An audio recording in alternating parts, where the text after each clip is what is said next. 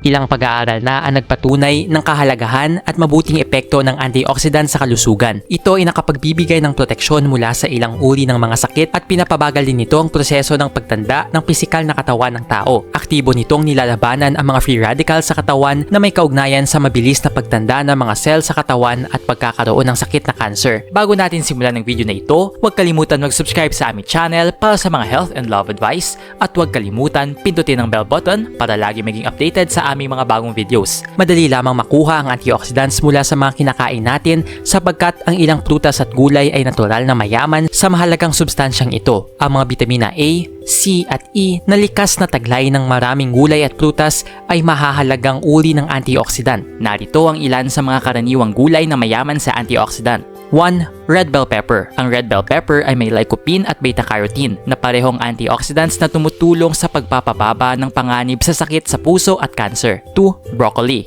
Ang broccoli ay mayaman sa vitamin C, sulforaphane at carotenoids na epektibong antioxidants. Ang broccoli ay nagbibigay ng sustansyang tumutulong sa pagpapalakas ng immune system at paglaban sa inflammation. 3. Kamote. Bukod sa vitamina 6 at B6 at mineral na potassium at mga fiber, ang kamote ay mayaman din sa antioxidant. Ang beta-carotene na isang uri ng provitamin A ay natural na antioxidant na may benepisyo sa kalusugan. 4. Carrots. Ang substansyang beta-carotene na mayaman sa carrot bukod sa benepisyong maidudulot nito sa ating paningin ay isang uri din ng antioxidant. Makatutulong ito na protektahan ang katawan mula sa masasamang epekto ng free radicals. 5. Beans. Ang ilang uri din ng beans gaya ng kidney bean, pinto bean, black bean at red bean ay likas din na mayaman sa antioxidant. Nag-enjoy ka ba sa video ito? Please hit the like button and subscribe sa aming channel para sa iba pang video tulad nito. Salamat sa panonood!